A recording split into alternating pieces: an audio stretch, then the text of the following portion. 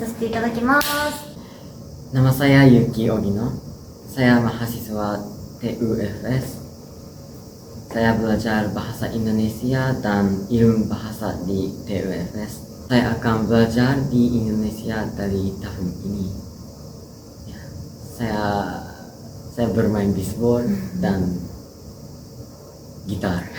Terima kasih. インドネシア語に入りたいと思ったきっかけについてお伺いしても。自分でなんかインターネットとかで調べてるときにすごいインドネシアっていう国が僕の中でなんか魅力的に特に魅力的に映ったというか、やっぱりインドネシアってすごい人の数が人口がすごい多くて、しかも若い方が多いっていうのがあって、すごいなんか未来がすごい明るそうだなってなんか個人的に思ったっていうのと、あとやっぱりインドネシアって検索したらすごい綺麗な景色があってなんかこの国に言葉が分かる状態で行ったら面白そうだなって思ったのでインドネシア語を選びました。実際来年に行かれますよね。来年じゃなくて7日、はい、もう来週残念ながらビザの問題でゆうきさん7日に行けませんでした。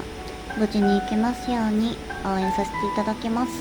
インドネシアのどちらに行かれるんですか？僕はジャカルタの近くのデポックっていう街があって、そこもすごい自然が豊かで綺麗だって聞いているのですごい楽しみですね。一番大変だった授業と一番楽しかった授業教えていただけますでしょうか？はい、大変だった授業は読解ですね。読解の授業ですね。いろんな読解のテーマがあるんですけど、やっぱりそれが予習復習っていうことがすごい多くて大変でしたね。